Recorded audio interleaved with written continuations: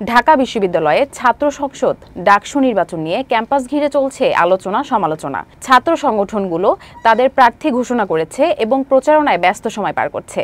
বাম সংগঠনগুলোর জোট প্রতিরোধ পর্ষদ প্যানেল থেকেও প্রতিদ্বন্দ্বিতা করছেন একাধিক প্রার্থী। স্বাস্থ্য ও পরিবেশ সম্পাদক পদে প্রতিদ্বন্দ্বিতা করছেন শেখ তাসনুবা সৃষ্টি।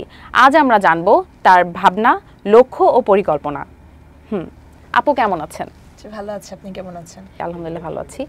আপু, এখন অনেকদিন পরেই তো ডাকসু নির্বাচন হলো, তো এই যে ডাকসু নির্বাচনে আপনি প্রতিদ্বন্দ্বিতা করবেন এই সিদ্ধান্ত কিভাবে নিলেন? 2019 সালের পরে এটা প্রথম ডাকসু যেটা হচ্ছে। আর আমি যেহেতু দ্বিতীয় বর্ষে, তাহলে আমরা ওভাবে ডাকসুটা পাইনি অথবা জানতামও না যে জিনিসটা কি। তো তখন শুনছিলাম এই যে আমাদের 5 অগাস্টের পরে বা যখন ভার্সিটি ঠিকমতো শুরু হলো, তখন অনেকে ডাকসুর কথা বলছিল। তখন খোঁজ নিয়ে দেখলাম যে এটা ছাত্রদের একটা সংসদের মতো, যেটার মাধ্যমে আমাদের ছাত্ররা যে সকল সমস্যার সম্মুখীন হয় সেগুলো কাজ করার জন্য একটা আলাদা সংসদ থাকে। ওখানে সবাই মিলে প্রতিদ্বন্দ্বিতা করে একটা ইলেকশন হয় এরকম। পরে তফসিল ঘোষণা হলো। তখন আমার কথা যদি বলি, আমি অনেক আগে থেকেই চাইতাম যে কিছু করব, কিন্তু যেহেতু আমি কোনো রাজনৈতিক দলের সাথে যুক্ত ছিলাম না অথবা কোনো সংগঠনের সাথে যুক্ত ছিলাম না, ওই গ্রাউন্ডটা আর কি তৈরি হয়নি যে আমি নিজে থেকে কিছু করার চেষ্টা করব। তো তখন যখন দেখলাম যে ডাকসু এরকম একটা, যেটাকে আবার সেকেন্ড পার্লামেন্ট বলা হয় দেশের, তো বড় একটা জিনিস, তাহলে কেন না, যেহেতু আমার একটা সুযোগ এসেছে যে আমি যে জিনিসটা করতে চাচ্ছিলাম আগে থেকেই, যে আমার মতো যে সকল সাধারণ শিক্ষার্থী আছে তাদের জন্য কাজ করতে চাচ্ছিলাম, বিভিন্ন যে সমস্যা আছে ওগুলো আমরা একসাথে মিলে সম্মুখীন করে সমাধান করার চেষ্টা করতে চাচ্ছিলাম। তো ওইটার সুযোগে আমার কাছে মনে হচ্ছে যে ডাকসু। তো সেই চিন্তা থেকে আসলে আমি বিভিন্ন লিডারশিপ কাজকর্ম করতাম আগে থেকেই।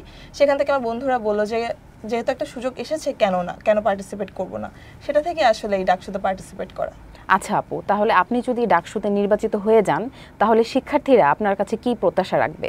আমাদের সাথে একটু আলোচনা যদি করতেন। প্রথম কথা আসলে যেহেতু বললাম যে আমি কোনো রাজনৈতিক দলের সাথে যুক্ত ছিলাম না, আমার ডাকসু করার রিজন কিন্তু আসলে আমি নেতা হতে চাই না, হতে চাই প্রতিনিধি। আমি এমন একজন প্রতিনিধি হতে চাই যার কাছে স্টুডেন্টরা এসে তাদের সব ধরনের সমস্যা, যে সকল সমস্যা আসলে অনেক বড় বড় সমস্যা কিন্তু ওগুলো আসলে কেউ খেয়াল করে দেখে না, ধরেন আশেপাশে খাবার পানি থেকে শুরু করে হাঁটা চলার যে জায়গা, সবগুলোর মধ্যে কিন্তু বিভিন্ন ধরনের সমস্যা আছে। তো আমার থেকে আসলে তাদের প্রত্যাশা এটাই রাখা উচিত যে আমি তাদের যে আওয়াজটা হব হয়ে আমি অথরিটির সাথে কথা বলে ওই সকল সমস্যার সমাধান করার চেষ্টা করব। কারণ আপনি দেখেছেন যে স্টুডেন্ট আর অথরিটির মাঝখানে বেশ বিশাল একটা গ্যাপ আছে। সহজে কিন্তু স্টুডেন্টরা অথরিটির কাছে পৌঁছাতে পারে না তাদের সমস্যা যে আছে দৈনন্দিন সমস্যা নিয়ে।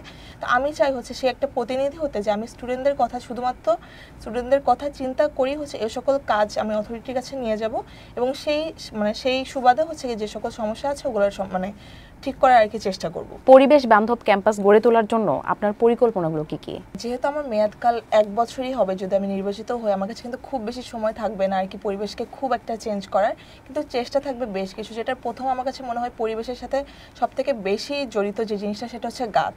তো আমার ইশতেহার যেখানে আছে সেখানে অনেক বড় প্রথমের দিকে একটা জিনিস আছে, সেটা শিক্ষার্থীদের পারমিশন ছাড়া বা শিক্ষার্থীদের সাথে কনসাল্ট না করে কোনো ধরনের গাছ কাটা যাবে না। আমরা দেখেছি আমাদের যে ভিসি চত্বর, ওখানে অনেক গাছ ছিল, কিন্তু আমরা কিন্তু এসে ক্যাম্পাসে সেটা পাইনি, কারণ ওখানে গাছগুলো সব কেটে ওই পরিবেশটাকে খুব একটি দালান কোঠা টাইপের বানানো হয়ে গেছে।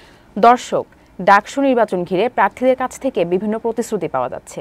এই ডাকসু কি শুধু তাহলে আপনাদের ক্যাফেটেরিয়া হলের মধ্যে সীমাবদ্ধ থেকে যাচ্ছে? আমার কাছে আসলে মনে হয় না, কারণ আপনি যদি দেখেন আমাদের যে সকল সম্পাদকের পোস্ট আছে, সেটা ক্রীড়া আছে, সাংস্কৃতিক আছে, আসলে আমার কাছে মনে হয় না। কারণ আপনি দেখবেন যে সকল সম্পাদক পোস্ট আছে সেখানে কিন্তু cafeteria, common room, reading room ছাড়াও সাংস্কৃতিক, তারপরে এই যে আমারটা স্বাস্থ্য পরিবেশ, তাছাড়া ক্রীড়া, সাংস্কৃতিক বলছি, যাই হোক, আন্তর্জাতিক, তারপরে বিভিন্ন ধরনের আছে, ক্যারিয়ার, গবেষণা। আমার কাছে যেটা মনে হয় যে সকলের অনেকেই ইশতেহার পড়ার পরে প্রথম যে একটা জিনিস আছে সেখানে লেখা কি, যে প্রত্যেক বছর যেন ডাকসু হয়। এটা কিন্তু আসলে এই যে আপনার যে প্রশ্নটা, যে হল বা ক্যাফেটেরিয়ার মধ্যে সীমাবদ্ধ কিনা, সেটা সকলের প্রথম ইশতেহার দেখেই বোঝা যাচ্ছে যে আসলে না, সকলের প্রথম ইচ্ছা যাতে আর কি প্রত্যেক বছর ডাকসু হয়। এছাড়া আমি দেখলাম যে ক্রীড়ার ব্যাপারে অনেকে ভালো ভালো কথা বলছে, যে আসলে আমাদের যে জিম আছে বা খেলাধুলার যে সুযোগ আছে সেগুলো খুবই কম, স্পেশালি মেয়েদের জন্য। কারণ মেয়েদের হল ভিত্তিক খেলা হয়, ডিপার্টমেন্ট ভিত্তিক হয় না। হলে যারা থাকে না তাদের জন্য খুব কঠিন হয় যে খেলা এই ধরনের। তার থেকে আরও বড় একটা জিনিস পরিবহন, যে পরিবহনের যে পার্টটা আমাদের আছে, শুধু যদি হল হতো তাহলে কিন্তু পরিবহন নিয়ে আমাদের কথাটা হতো না। কারণ পরিবহন দিয়ে যাতায়াত করে কারা? যারা অনাবাসিক, যারা আর কি ঢাকার আবাসিক কিন্তু হলে থাকে না বা হলে সিট পাবে না অবশ্যই, তাদের জন্য কিন্তু বিভিন্ন ধরনের কাজ করা হচ্ছে বা কথা প্রতিশ্রুতি দেওয়া হচ্ছে। যেমন বাসের ট্র্যাকিং সিস্টেম লাগানো হবে থেকে শুরু করে, যাতে আরও হচ্ছে গিয়ে আমাদের 8টা পর্যন্ত, আমাদের লাস্ট বাস হচ্ছে 5:30টায়, কিন্তু অনেকের দেখবেন লাইব্রেরি বা বিভিন্ন কাজে, ল্যাব এগুলোর কাজে কিন্তু 7টা 8টা পর্যন্ত হচ্ছে ক্যাম্পাসে থাকা লাগে। তো এইটা নিয়ে কিন্তু অনেক বেশি কথা হচ্ছে যে আমাদের হচ্ছে 8টা পর্যন্ত অ্যাটলিস্ট একটা বাস রাখা লাগবে। এগুলো ধরনের কিন্তু বিভিন্ন কথা হচ্ছে। যেমন আমারটা যেটা বললাম স্বাস্থ্য ও পরিবেশে, আমার হচ্ছে একটা মুর্তজা মেডিকেল সেন্টার আছে যেখানে হচ্ছে আমাদের মানে স্টুডেন্টদের জন্য, কিন্তু সেখানে কিন্তু পর্যাপ্ত চিকিৎসা, ঔষধ এগুলো কিছুই নেই। তো এগুলো নিয়েও কিন্তু আমি নিজেও কথা বলছি। একটু আগে যে গাছের কথা বললাম, এগুলো সবই কিন্তু শুধুমাত্র হল অথবা আপনার ক্যাফেটেরিয়া না, তাছাড়া বিভিন্ন বেশ কিছু কথাই আমার কথার মধ্য দিয়ে উঠে আসছে। তো আমার কাছে আসলে মনে হয় না যে আসলে সীমাবদ্ধ রয়ে যাচ্ছে। আচ্ছা আপু, প্রতিরোধ পর্ষদ থেকে শিক্ষার্থীদের জন্য আপনি কি ধরনের নীতি বা আদর্শ তুলে ধরতে চান? আসলে নীতি বা আদর্শর কথা হচ্ছে কি, আমি আসলে শিক্ষার্থীর জন্য কি করবে আমার প্যানেল বা কি করতে চাচ্ছে, কি তাদের প্ল্যানিং, সেটা তুলে ধরতে পারি, কারণ এর বেশি আসলে আমার বলার কিছু নেই। আপনি হচ্ছে আমার এখানে আসারও একটা রিজন হচ্ছে কি তাদের মানে তাদের যে ইন্টেনশন, সেটা আমার কাছে ভালো লেগেছে। কারণ আপনি যদি আমাদের প্যানেলটা আসলে দেখেন, সেখানে হচ্ছে যারা আছে তারা সবসময় হচ্ছে প্রতিরোধের মুখ। আমাদের প্যানেলটার নামটাও কিন্তু প্রতিরোধ পর্ষদ। তারা হচ্ছে সবসময় যে কোনো সমস্যার ফ্রন্ট লাইনার। সেটা হচ্ছে কি আমাদের ধরেন নারী নির্যাতন হোক বা কোনো নিপীড়ন হোক, কোনো ধরনের সমস্যা হোক, অথবা কোনো স্টুডেন্টের সাথে কিছু করা হোক, যে সকল মানে আন্দোলন বা কোনো সমস্যা হবে, সেখানে প্রথম দিকেই কিন্তু আমাদের এই প্যানেলের সব মানুষজন সবসময় থাকে। তো আমি আসলে বলতে চাচ্ছি যে এটা দেখে কিন্তু আসলে বোঝা যাচ্ছে যে অন্য কোনো প্যানেল কি করবে না করবে সেটা আসলে আমার দেখার বিষয় না। অবশ্যই তারা ভালো করবে দেখে তারা এখানে এসেছে। কিন্তু আমার প্যানেলে, আমার কাছে মনে হয় বাকি প্যানেলের থেকে এই একটা জায়গায় হচ্ছে ভিন্ন, যে তারা যে সকল রাজনৈতিক দল আসুক না আসুক, তাদের হচ্ছে নিজেদের কোনো এজেন্ডা থাকুক, নিজেদের সুবিধা থাকুক আর না থাকুক, তারা সবসময় স্টুডেন্টদের জন্য কাজ করেছে এবং কথা বলেছে।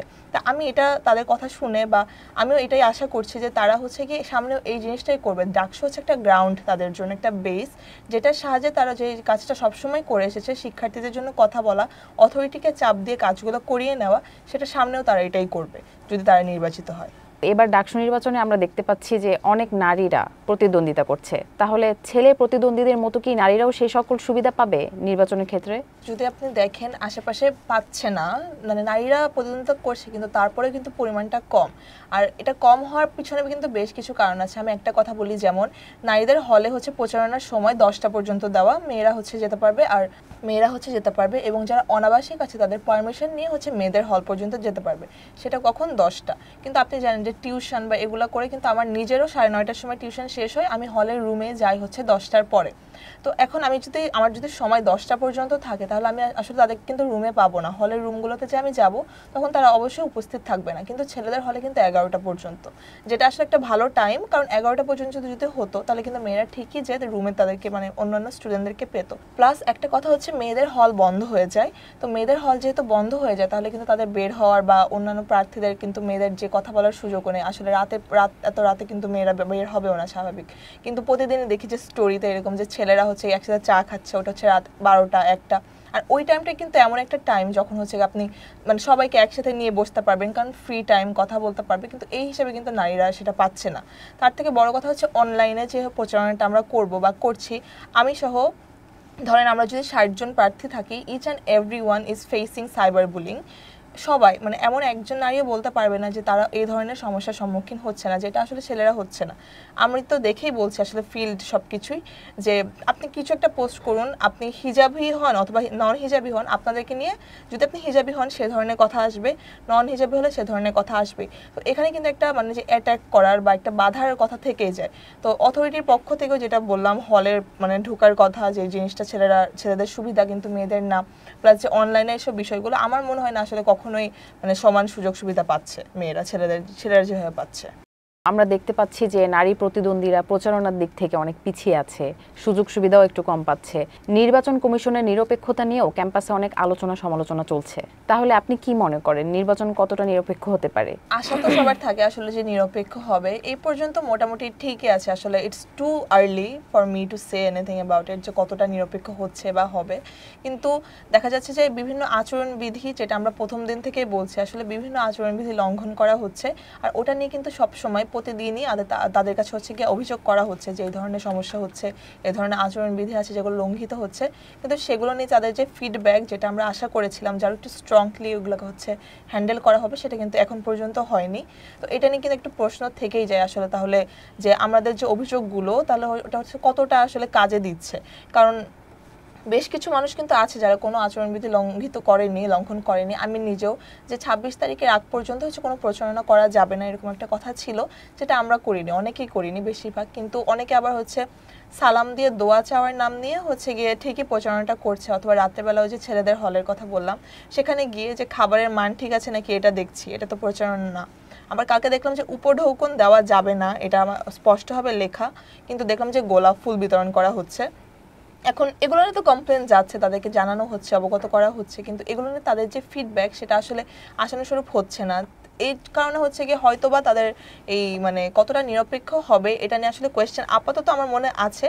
তারা যদি ওইভাবে ফিডব্যাক দেয়, স্ট্রিক্টলি জিনিসগুলোকে হ্যান্ডেল করে, তাহলে আমি বলতে পারবো যে আসলে নিরপেক্ষ হচ্ছে।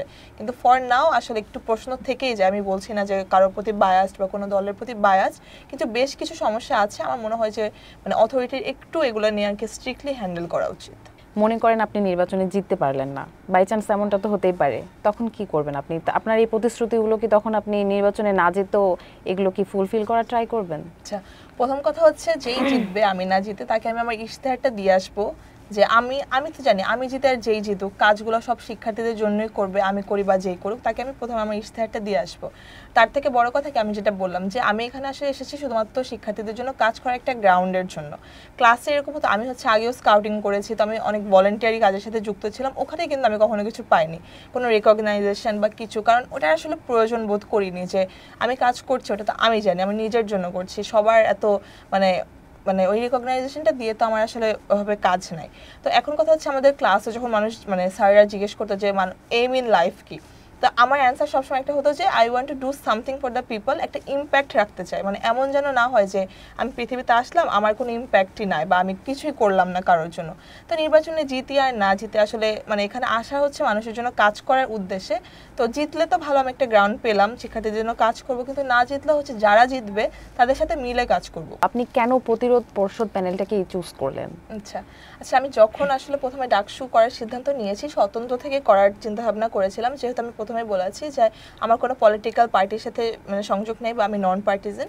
কিন্তু পরে আসলে যেটা চিন্তা করলাম যে আমরা আসলে এই ডাকসুটা করছি কিসের জন্য, নতুন কিছু শেখার জন্য, নতুন কিছু জানার জন্য। তো আমার যে একটা সিঙ্গেল পার্সপেক্টিভ, আমি তো অনেক কিছু জানি অলরেডি, আমি কাজ করলে ক্যাম্পেইন করলে সেভাবেই করতাম, কিন্তু আমার কাছে মনে হয়েছে যে একটা প্যানেলে যদি আমি যুক্ত হই তাহলে হচ্ছে আমি আরও 10 জনের পার্সপেক্টিভটা পাবো, তারা কীভাবে চিন্তা করছে পরিবেশকে নিয়ে, তারা আসলে কী ভাবছে, ভাবনা চিন্তা, সেখান থেকে প্যানেলের ইচ্ছাটা আসা। এরপর হচ্ছে বেশ কিছু প্যানেল আর কি অ্যাপ্রোচ করেছে, কিন্তু আমার কাছে মনে হয়েছে যে এই প্যানেলটা আর কি খুবই ইনক্লুসিভ। এখানে ধরেন 11 জন নারী, মানে হচ্ছে নারী প্রতিদ্বন্দ্বী এমনি কম, প্রার্থী কিন্তু কম, তার মধ্যে 11 জন নারী হচ্ছে আমাদের এইখানে। তো অবশ্যই আমার এই জিনিসটা খুব ভালো লেগেছে। আর সব প্যানেলে কিন্তু আপনি হচ্ছে যেই পোস্টে ইলেকশন করতে চাচ্ছেন সেটা পাবেন না। যেমন আমি স্বাস্থ্য পরিবেশ প্রথমেই বলেছি যে আমি এখানেই করব, তো ওইটা কিন্তু আপনি সব প্যানেলে পাচ্ছেন না। তো আমার কাছে এখানে হচ্ছে যেখানে এখান থেকে অফার এসেছে যে স্বাস্থ্য পরিবেশের, তো এখানে আর কি আমার এটার জন্য আর কি যাওয়া, যে সব কিছু মিলিয়ে যে অনেকগুলো পার্সপেক্টিভ, অথবা ধরেন মানে আমি একা একা যে পরিচিত হব তার থেকে যে অনেকজনের সাথে মিলে যে পরিচিত হয়ে আমার কাছে মনে হচ্ছে যে একটু নতুন শেখার বিষয়, যেহেতু এই ডাকসুটা করছি শেখার জন্য।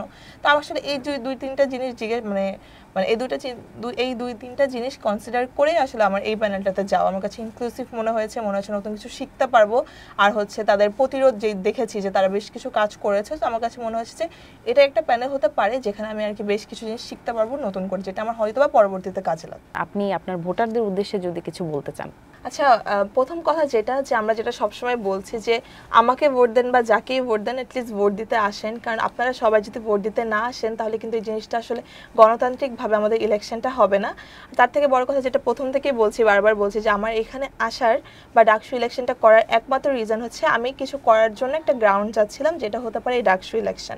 তো আপনাদেরকে বেশ কিছু ইশতেহারের কথা বললাম, যদি আপনাদের কাছে মনে হয় যে আমাকে ভোট দেওয়ার মতো তাহলে ভোট দিবেন, আর না দিলে হচ্ছে যে যোগ্য আপনার কাছে মনে হবে দিবেন, কোনো সমস্যা নাই। কিন্তু অ্যাট দি এন্ড আপনারা ভোট দিতে আসেন, কারণ আপনারা যদি না আসেন, ভোট না দেন, তাহলে আর কি আমরা যে জিনিসটা চিন্তা করছি সকলে মিলে একটা সুষ্ঠু ভালো পরিবেশ ক্যাম্পাস তৈরি করব, সেটা সেটা আসলে সম্ভব হবে না, এটাই। আর আপনারা আমার যেখানে এখানে কোনো পলিটিক্যাল এজেন্ডা বা আসলে কোনো এজেন্ডাই নেই, একটা মাত্র এজেন্ডা, সেটা হচ্ছে যে কিছু করা ক্যাম্পাসের জন্য, যেটা আর কি পরবর্তীতে কোনো একটা ভালো ইম্প্যাক্ট ফেলতে পারবে।